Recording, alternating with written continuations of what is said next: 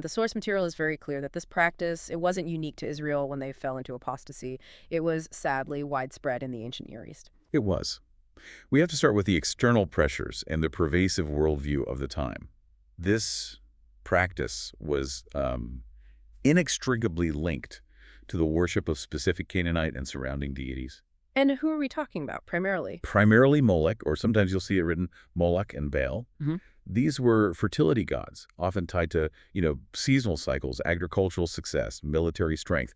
Their worship could, and did, spiral into demanding the highest imaginable cost from their followers. The children of the worshippers themselves. The assumption was that the greater the sacrifice, the greater the power you could exert over the deity. Or, the greater the guarantee of fortune. It was a terrifying calculus. And when we talk about these practices in the biblical text, it's not speaking in vague terms. The Bible actually pinpoints a very specific geographical location right outside Jerusalem. It does, which is chilling. The place is identified as the Valley of Ben Hinnom. It runs along the south and southwest of Jerusalem.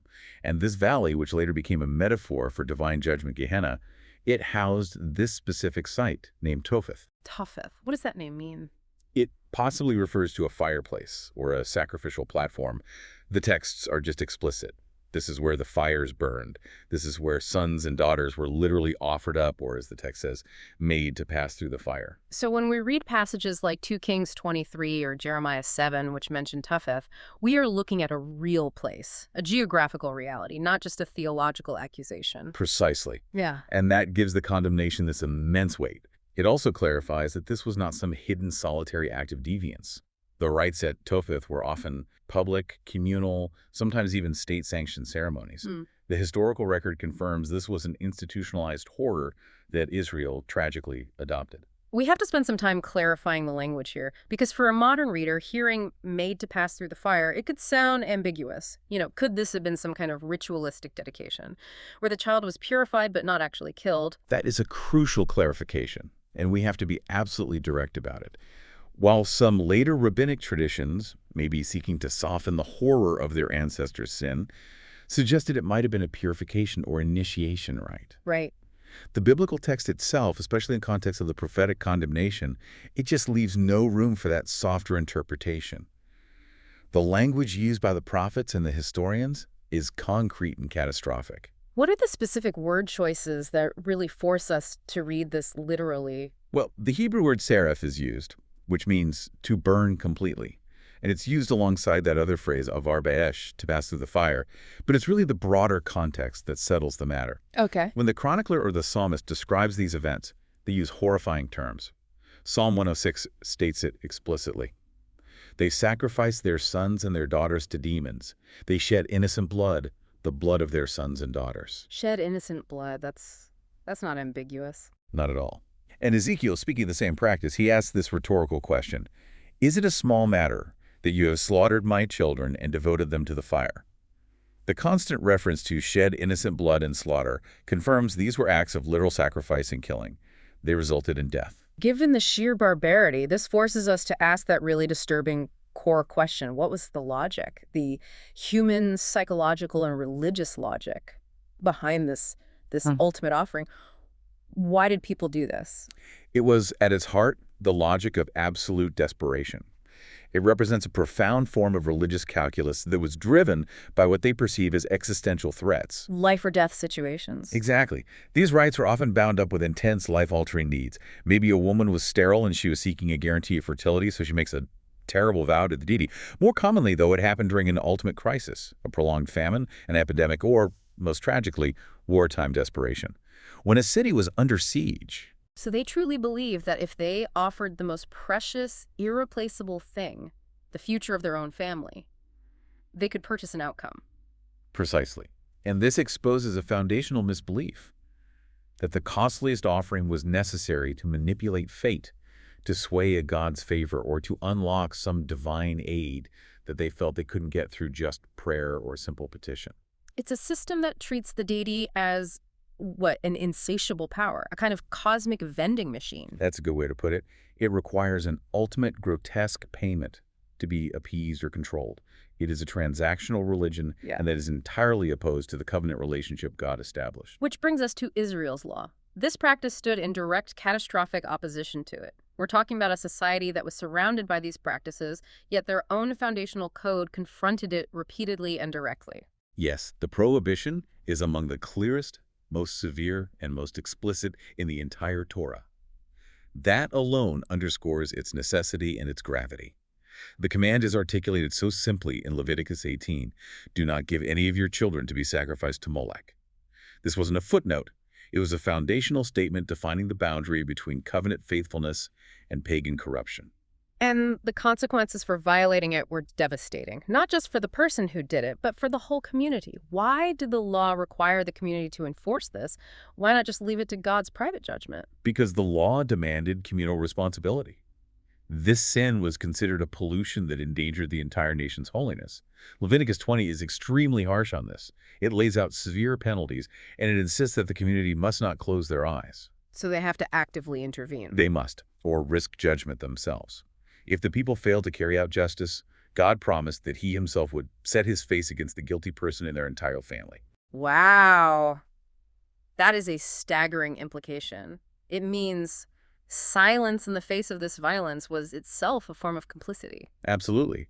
And the theological foundation for that severity, it's rooted in God's ultimate ownership of life, which was established at creation. Human beings are made in God's image, and children are specifically described as a heritage and a gift from the Lord. From Psalm 127. Right. Therefore, they are not and can never be the property of a parent to be used as a bargaining chip. You don't use your child to manipulate fate or secure economic stability. So the prohibitions against child sacrifice, they aren't just arbitrary rules. They sit within this broader ethic that guards all vulnerable life: the stranger, the widow, the fatherless. Exactly. To participate in child sacrifice isn't just a cultic deviation. It is a denial of the core covenant values: justice, mercy, recognizing the sanctity of God's image. It's an act of deep theological treason. But despite this incredibly clear prohibition, Israel still struggled. They struggled mightily. And they often adopted this practice through a process of spiritual syncretism, blending foreign customs with the worship of the Lord. How did that temptation take hold so powerfully? The temptation of syncretism was just enormous because Israel was culturally and politically immersed in the ancient Near East. Foreign cults constantly flowed into Israel, and they were often facilitated through royal marriages designed to secure political alliances. Solomon is a famous example. King Solomon's marriages, for instance, they introduced shrines and high places to foreign gods, and later when you have kings like Ahaz adopting Assyrian customs, they imported the entire religious system wholesale. And the high places, these were essentially local, unauthorized altars all over the landscape, right? Which made it easy to blur the lines between worshiping Yahweh and just adopting the customs of the nations when a crisis hit. That's exactly right. And when a crisis of famine or war did hit, the familiar, frightening logic of the surrounding culture would whisper, "The costliest thing is required." It was easier to default to that pagan idea that they needed a huge, shocking payment than it was to trust in the unseen, gracious provision of the Lord. And here we find that most profound contrast, don't we? The Lord, Proverbs says, hates hands that shed innocent blood, while the pagan gods, or at least the perception of them, required it. This contrast really defines the stakes of the covenant. The God of Israel is the one who hears the cry of the afflicted and delivers them from slavery. That's the story of the Exodus. He binds his people to himself through grace and shared history, not through grotesque human payments. So to move from the logic of Yahweh to the logic of Molech is to embrace a completely inverted morality. Completely. And finally, we have to touch on the environmental and societal consequence the law assigns to this act: the defilement of the land itself. It's such a powerful, visceral image. It is. Violence against children, the most vulnerable, the promise of the future, it isn't contained in a private sphere. It pollutes the entire social fabric. Leviticus uses this devastating metaphor that the land will vomit out those who do such things.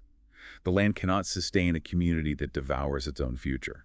So holiness, in the deepest sense, means safeguarding that future generation. It absolutely does. Hmm. Holiness for Israel was a way of life that protected the future of families, that ensured continuity, security, and integrity. It was about upholding their witness to the world. Child sacrifice was the ultimate self-destructive act.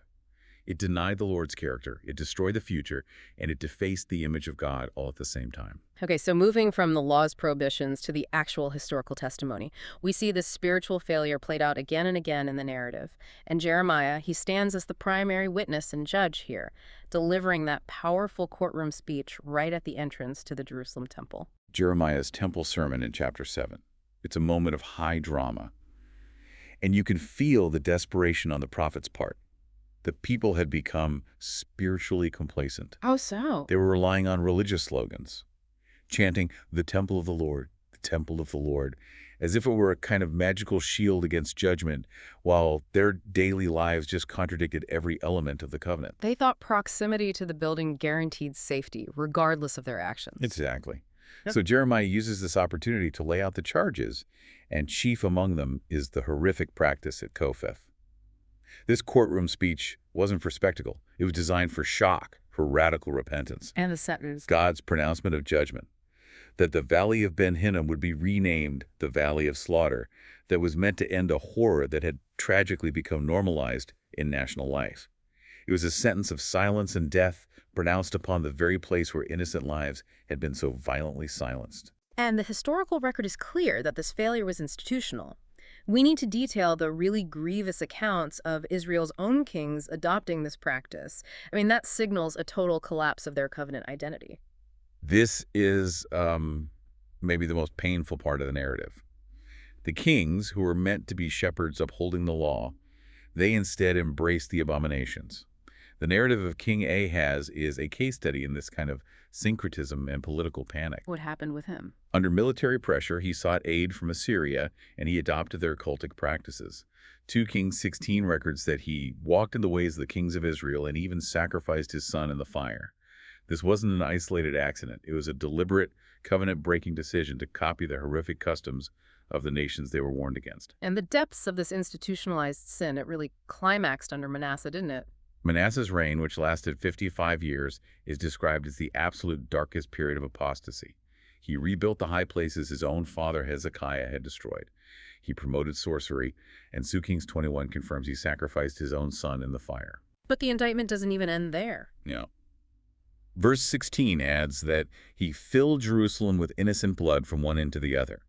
And this implies not only cultic sacrifice, but systematic murder and persecution of anyone who resisted his paganizing efforts, maybe even including the prophets themselves. That detail filled Jerusalem with innocent blood. It underscores that child sacrifice wasn't a standalone issue. It was part of a larger systemic violence against any life that stood in the way of state-sponsored idolatry.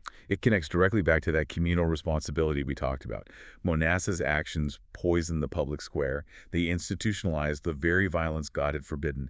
And these historical facts were so scarring that they became engraved into the nation's memory. They transformed into national lament. And we find that lament in their liturgy, in the Psalms. Yes, Psalm 106 serves as this devastating national confession. It ensures that future generations can never sanitize this sin.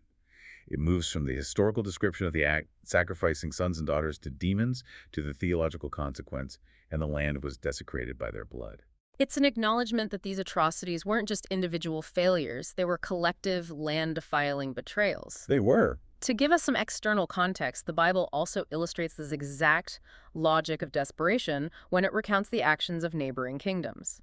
The account of the Moabite king is a powerful example of this pagan calculus. The Moabite king's act in 2 Kings 3 is profoundly insightful. During a desperate siege by the combined armies of Israel and Judah, the king of Moab was cornered.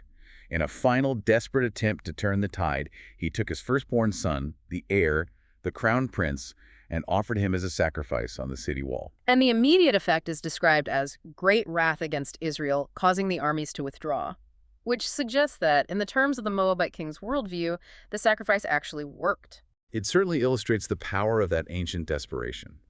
The text doesn't validate the act, but it records the profound fear and the religious intensity it generated.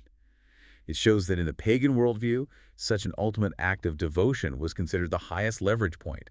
It was capable of shocking the gods or manipulating spiritual forces. And this scene emphasizes to the Israelite reader why their law had to be so radically clear. Exactly. Lest they adopt the exact same destructive transactional mindset when they were under pressure. No, we have to approach the Jephthah narrative in Judges 11 with the utmost care because it presents a tragedy that has caused just immense interpretive difficulty for centuries. We must. We have to be sensitive to the difficulty of this story. Jephthah, he's isolated from central covenant life, maybe steeped in the customs of the border regions, and he makes this rash, foolish, and deeply covenant-ignorant vow. The vow being, If the Lord grants him victory over the Ammonites, whatever comes out of his house to meet him will be the Lord's, and he will offer it up. and the tragedy unfolds when his only daughter, his future, comes out to meet him. It's just heartbreaking. The story ends in deep grief, with his daughter requesting 2 months to mourn her virginity before the vow is fulfilled. Now, the core debate has always centered on the fulfillment. Did he literally sacrifice her? Or did the vow entail dedicating her to lifelong service and perpetual virginity, which would essentially destroy his lineage? Given the clear prohibition in Leviticus, which demanded stoning for such an act, it seems the Deuteronomic context would rule out a literal sacrifice if the community was functioning correctly. Right. But regardless of the precise outcome, the narrative's primary function is unmistakable. It serves as a tragic, profound warning. This is not an example of righteous covenant living. No. It's a caution against rash vows born of spiritual desperation and cultural confusion. It illustrates the danger of zeal without knowledge. It shows how easily God's people, especially in a time of spiritual decline like the period of the Judges, could mimic the horrific transactional practices of the surrounding nations, like the Moabite king. Jeff, the story, then, it helps us transition to the ultimate counter-narrative, which is found in Genesis 22, the binding of Isaac. Why is this story the theological key to understanding the condemnation of child sacrifice? Genesis 22 is a foundational moment where God sets Israel's spiritual DNA. God tests Abraham, pushing him to the ultimate limit, asking him to offer his son Isaac. But the story's climax is the radical intervention. The Lord stays Abraham's hand and provides the substitute, the ram caught in the thicket. And the central, enduring teaching for the whole nation of Israel is embedded in the name of that place, Yahweh Yireh. Which means on the mountain of the Lord it will be provided. The lesson is not that God wants human sacrifice, but that he provides the substitution required for reconciliation. He is the provider, not the demander of this ultimate price. Exactly. This moment guarantees that the living God is not bargained with by destroying the next generation. He is trusted as the life giver who provides what is required for atonement and covenant maintenance. This divine provision for Isaac fundamentally separates the covenant from every pagan practice, which relies on human provision and human death. Israel is consistently reminded, the substitute is God's gift, not humanity's leverage. And the practical application of this theology, it's beautifully illustrated in the narrative of reform under King Josiah. Josiah's reforms, which are detailed in 2 Kings 23, they are the historical fulfillment of God's intention for his people. After they discover the book of the law, Josiah takes decisive physical action to align public life with the Lord's character. And his most pointed act was the defilement of Topheth. And defiling it would mean rendering it ceremonially unclean, making it unusable for worship forever. Precisely. He essentially turned it into a garbage dump, a place of shame, so that no one could ever again perform the abomination of making a son or daughter pass through the fire. He tore down the high places. He eradicated the remnants of the syncretistic cults. This wasn't just physical destruction. No, it was a restoration of public covenantal holiness. This action secured the gate of the community's future by removing the physical location of its ultimate betrayal. It did. It demonstrated that a community that truly hears and honors God's voice must protect its children. It ensures that future generations are taught the law and cherished life, walking in the light rather than the darkness of desperation. Hashtag 33, theological significance. Let's move to the theological core of this discussion, because at the center of Scripture's radical rejection of child sacrifice is the unchangeable nature and character of God as creator and sustainer. Yes, the moral distance of God from this practice is infinite, and it's rooted right in Genesis 1. God created human beings, male and female, in his image. Therefore, human life, especially the life of the innocent and the vulnerable, possesses this inherent non-negotiable sanctity. So, when a child is murdered in an act of supposed worship, It is the ultimate act of blasphemy. It slanders God's name, it denies his authority, and it defaces his image. The command to protect life is really the first ethical demand that flows from creation. let's go back to that profoundly important statement in Jeremiah 7.31. Something I did not command, nor did it enter my mind. What does that specific, almost shocked phrasing tell us about God's nature? The Hebrew phrase behind, nor did it enter my mind, is just so powerful. It signifies that this act is not just unauthorized. It is utterly inconceivable within the structure of God's being and purpose. It signals total alienation. It's foreign to him. Wholly alien to the compassionate, gracious God who revealed himself to Moses as one who abounds in steadfast love, faithfulness, and mercy. That's Exodus 34. So if God is the source of life and covenant relationship, any act that's designed to seize control by destroying life is fundamentally idolatrous. Absolutely. And the theology of life is then translated into this communal requirement for courage. Since the shedding of innocent blood is explicitly called a pollution, the community must address it openly. Right. The sanctions in the law are requiring communal action. They are a mandate against silence. Huh. Holiness in the biblical sense is public and visible. It demands that the people order their common life, their courts, their social structures, their family ethics, so that the love of God is visibly realized in the love of neighbor. So a people who truly worship the life-giving Lord must, by extension, become the fierce protectors of those who cannot protect themselves. That is the inescapable consequence of true covenant fidelity. And this brings us right back to the stark contrast between the two spiritual systems at play. Wow. The purchase logic of paganism versus the covenant truth. The purchase logic says, I must bring the costliest sacrifice, my child, my future, to purchase favor or to manipulate folk. And the covenant truth is the complete opposite. It says, God brings what is needed to reconcile and to bless. The story of Abraham and Isaac is the enduring theological lesson. Atonement is his gift, never human leverage. The entire sacrificial system of the Old Testament was designed to train Israel in this truth, that redemption flows from the provision of life, not the destruction of life. God's system is inherently provisionary. Yes, a radical difference from the demonic logic of Moloch. And this provisionary theology, it finds its climax and its fulfillment in the New Testament. It does. The entire history of child sacrifice, of tragic, failed human offerings, is ended by the unique act of divine love. The Son offers himself willingly, perfectly, and once for all. He is both the high priest and the ultimate offering. The theological difference here is just staggering. It is the ultimate reversal of Topheth. God detests the taking of children's lives by parents to secure favor. Instead, he secures eternal favor for his children by giving the life of his own Son. His sacrifice cleanses consciences, brings life from death, and liberates the vulnerable.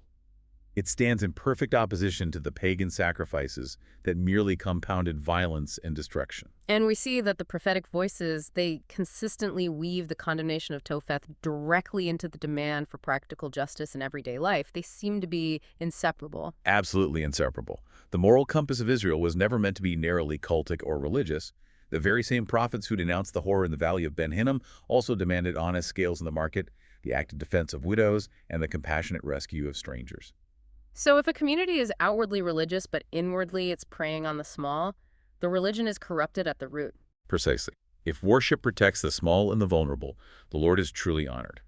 The failure of Topheth taught Israel, and it teaches us that when human life, especially innocent life, is treated as disposable or as a means to an end, the covenant is broken and the Lord is disfigured. True honor to God is found where worship translates into tangible acts of justice and mercy. But the judgment on the past is followed by this profound covenant hope for renewal. Always. Even after seasons of profound institutionalized failure, the Lord promises a radical renewal. He looks forward to the day when he will write his law within their hearts, cleanse them from uncleanness, and gather a people who cherish life. That's Jeremiah 31 and Ezekiel 36. Yes, God's ultimate purpose is to end the cycle of evil and plant flourishing grace, ensuring that the valleys of slaughter become warnings from a dark past that grace has finally overcome. #5-year. Spiritual lessons and application. Let's transition now to what this difficult material means for us today. The first lesson feels intensely personal and also communal. The necessity of honesty and healing before the Lord, especially when we're dealing with stories of sorrow or failure. The Bible, in its unflinching honesty about child sacrifice, it demands that we do not sanitize the past, either historically or personally. And this honesty is essential for true healing. For those listening who might carry those kinds of stories. For anyone listening who carries personal stories of sorrow or trauma or failure related to violence or profound loss, we are called to bring them into the light of the Lord.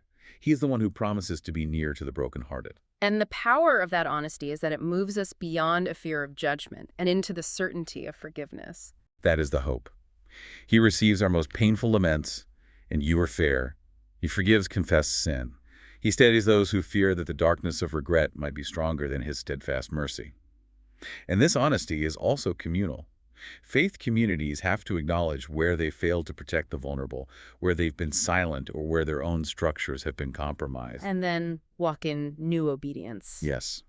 Trusting the Lord is faithful to restore what human folly or sin has endangered. The second lesson is a direct outflow from the condemnation of Topheth.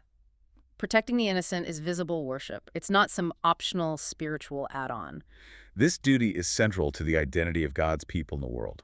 The law's command to intervene is timeless.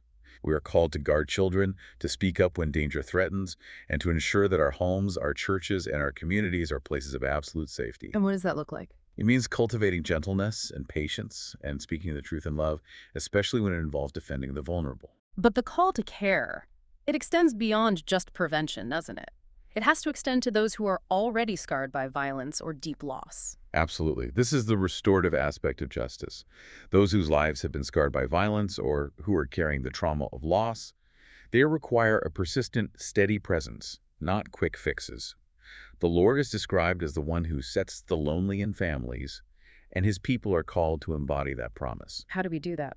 It looks like opening our doors, offering practical care, and maintaining a steady, non-judgmental love to help others bear their burdens. The third lesson forces us to confront the core temptation of the ancient world that led to Topheth, which is resisting these fear-driven bargains. The parents who sacrificed their children in Topheth were ultimately driven by a desire to seize control in a time of overwhelming crisis, siege, famine, despair. They were seeking leverage against fate. They replaced trust with transaction. And the living God teaches us a fundamentally different path for facing our own modern anxieties and crises. He does. We face enormous pressures today: financial anxiety, existential fear about the future, political turmoil. It can drive us toward desperation just as surely as a physical siege did for the Moabite king. It can. But the Lord teaches us to seek wisdom, to bring our needs forward with honesty, and ultimately to entrust the outcomes to the Father's sovereign care. Peace is found when we reject manipulative religion, that lie that we must purchase or force a favorable outcome through extreme, often self-destructive acts. We are called to embrace childlike trust, trusting the Father knows what we need before we even ask. And finally, Lesson 4 synthesizes everything we've discussed. Worship and justice belong together. This is the covenant conclusion. The Lord will not accept songs or rituals that are disconnected from the protection of life. He desires mercy and the knowledge of God expressed in tangible care for the neighbor. From the prophet Hosea. Yes. And when we actively defend the weak, when we invest ourselves in protecting the innocent, and when we honor the image of God in the smallest among us, we aren't just dabbling in a social cause. We are walking in the very good works that God prepared for his people as a faithful witness. The high places of old fall in our own time when God's people choose to embody love, justice, and mercy in deed and in truth. #outro. This deep dive into such a dark, challenging corner of the biblical record brings us back to two simple, profound truths that really define the character of God. First, the unambiguous, absolute condemnation of child sacrifice. The Lord stated it never even entered his mind. And second, the profound teaching of Genesis 22. God does not require the ultimate victim. He provides the ultimate substitute. He condemns the taking of life and commands his people to act against it because he is the supreme defender of life, not a destroyer. So for any listener who carries sorrow or trauma or just the heavy weight of this subject, our final note has to be one of hope and enduring grace, not despair.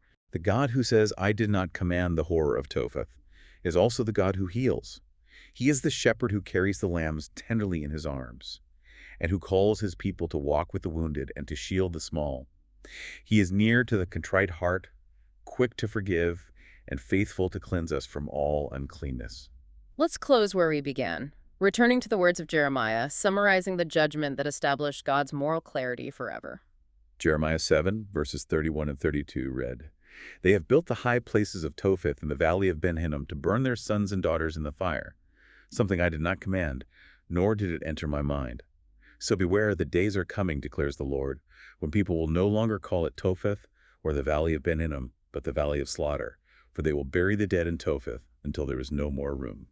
The judgment on Topheth was God's solemn promise to end a practice that was utterly foreign to his life-giving nature, demonstrating that his grace intends to abolish evil and violence. So the ultimate challenge for all of us, then, is to live in such alignment with God's life-giving character that the destruction or exploitation of the innocent becomes morally unthinkable to us. And this alignment is born not of a fear of punishment, but of a profound trust in the provision of the life-giving God. May the Lord grant you wisdom and courage this week, that you may be a refuge and a defender of life, resting always in the substitution he has provided for you.